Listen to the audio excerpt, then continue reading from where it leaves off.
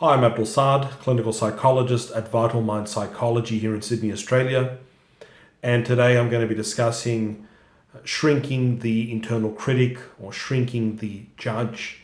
This video is to do with the third component of the model I proposed some weeks back regarding the empath, the three core components of the empath, which is the hyperactivated attachment system, the strong need to please or being highly agreeable, and thirdly the strong internal critic or judge.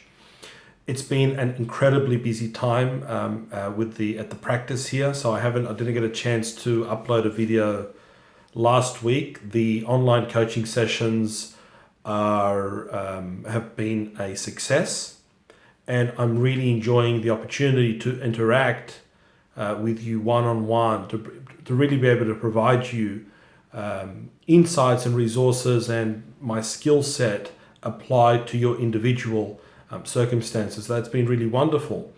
And in doing the online coaching sessions, just on reflecting, it really sort of hits home how universal these issues are in terms of empaths, in terms of personality dynamics. It cuts across culture, it cuts across race, across creed, geographical location. We really are dealing with universal issues in these videos to do with the human condition. So I'm very pleased, very gratified, and very humbled that people have reached out and that we're able to connect over an internet connection with a webcam, and we're able to engage in coaching and assist people to gain the insights they need to gain so they can grow. So that's been wonderful. So you'll need to forgive me if I'm not able to upload a video weekly in the next little while as I sort of adjust my work schedule. So and also, by the way, I'm also updating my website now, getting some people to work on that. So if you check out my website, vitalmind.com.au, there's some new information and some new pages on there, as well as the contact page for the online coaching sessions. Okay, enough with the introductions.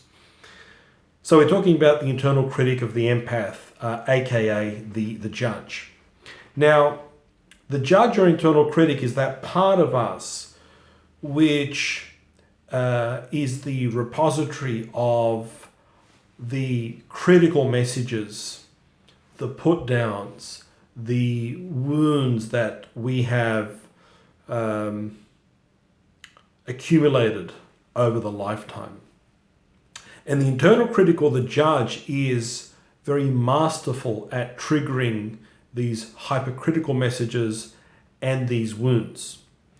Now, the key thing to understand is that the internal critic and the judge, and this is universal, applies universally, so what I'm about to say, but especially for the empath, this is a very important matter. But the judge basically is inflated in all people under conditions of increased stress.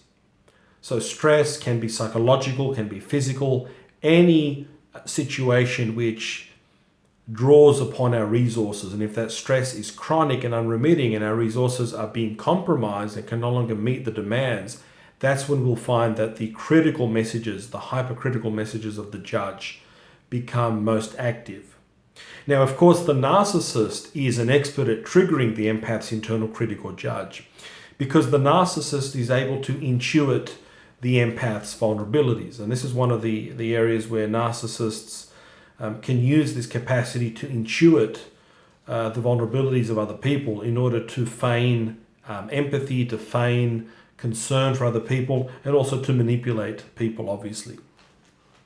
Now, some very important things to recognize about the judge or the internal critic, your judge and your internal critic, is that at its core, the judge is two-dimensional. The judge really operates like a hologram. When the internal critic is activated, we lose our capacity to see it for what it is, as this two-dimensional entity that really isn't real, that really doesn't have any power over us. But under conditions of increased stress, there is what's called an inflation of the judge, an inflation of the internal critic, where the critic is experienced as three-dimensional, as real. And the empath with an inflated judge becomes more and more unaware and unable to disconnect themselves from the messages of their internal critic. Now, the judge can lay dormant, and under conditions of increased stress, it pops up. And when the judge is going full throttle at us, when we're being attacked by the judge, or experiencing a judge attack, our internal critic is attacking us, it can disable our higher reasoning centers. So because the judge really operates at that subcortical level, where it can instill within us feelings of anger, of rage, of panic, and of fear. And it's very important to recognize that the judge is most operational under stress. And in particular, any sort of stress which is chronic and unremitting will begin to deplete us of intracellular minerals, especially magnesium and potassium. And magnesium and potassium loss, and we can observe this on a hair tissue mineral analysis, is highly predictive of someone being what we call a very judge-dominated personality, or an individual that is very dominated by their internal critic. Now, some of the symptoms of being a judge-dominated personality, and these don't just apply to empaths, so narcissistic individuals can be very judge-dominated, and we see this in the need for power, domination, and control is a sign of a strong judge-dominated personality. The victim mentality, chronic complaining, cynicism, and resentment is also a sign of a hyperactive internal critic that has really overwhelming the person's capacity to cope, and it breeds, as I said in a previous video, the judge that was turned inward is now turned outward.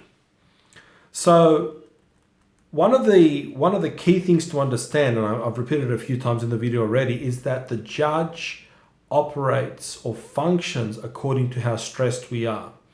So in terms of shrinking the judge, shrinking the internal critic, what's very important is we can't actually fully eradicate the internal critic. That's not the aim.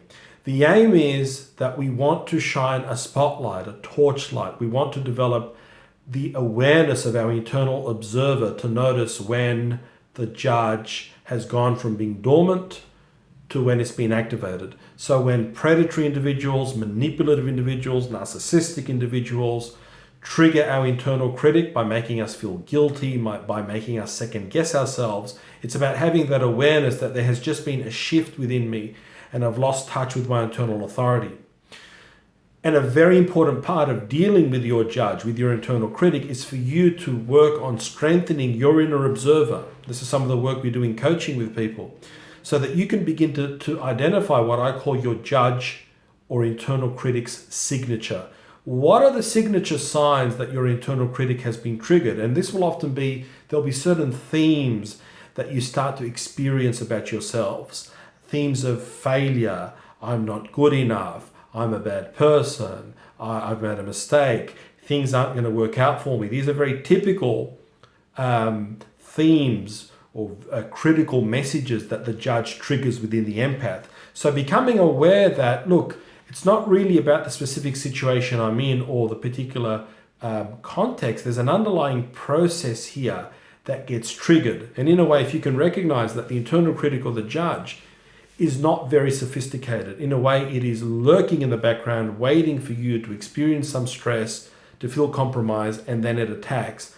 But it's going to attack you with a well-worn theme. But again, when you're stressed, the inflation of the judge makes it more difficult for you to sort of see through that the judge is not real. It's really like as I said, a hologram. It's two-dimensional. It's like something being projected onto a movie screen, but you are identifying it as your reality. So managing stress, we talked about grounding techniques, calming the nervous system. Anything that calms your nervous system, anything that takes you out of sympathetic nervous system activation into parasympathetic nervous system activation, or rest and digest, will shrink the judge. Another very important element of dealing with your internal critic or judge is to identify the energy vampires in your life, because these are the people who will who will excel at triggering your judge. the narcissists, the chronic complainers, the dramatic people where drama always surrounds them.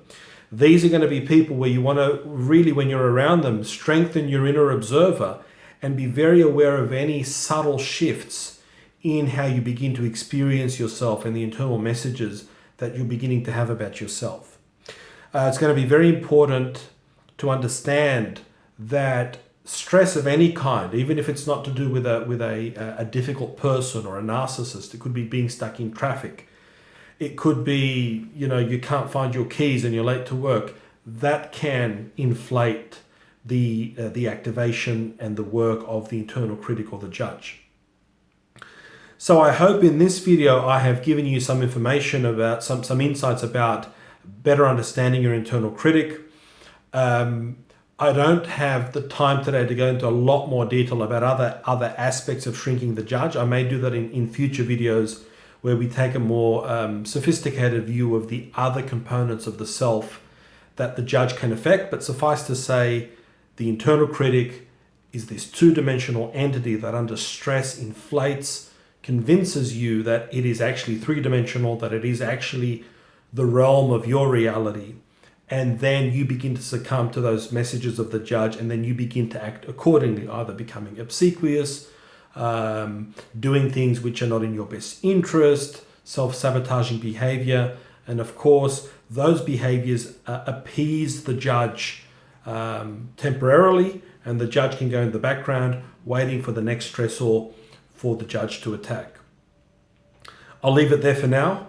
I look forward to catching you sometime soon.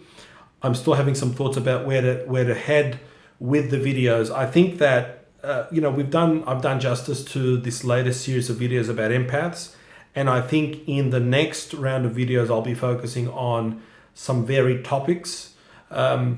Watch those videos, even if the video doesn't have the title empath or narcissist. What I put out there is still going to be relevant to empaths, even though it's not couched in that specific term. So keep an eye out. Check me out on Facebook. Check out the website, where we now have an online coaching session page where everything's clearly explained. And I'd be delighted if you got in touch and we could meet face-to-face online. Take care, and I look forward to seeing you soon, God willing. Bye-bye.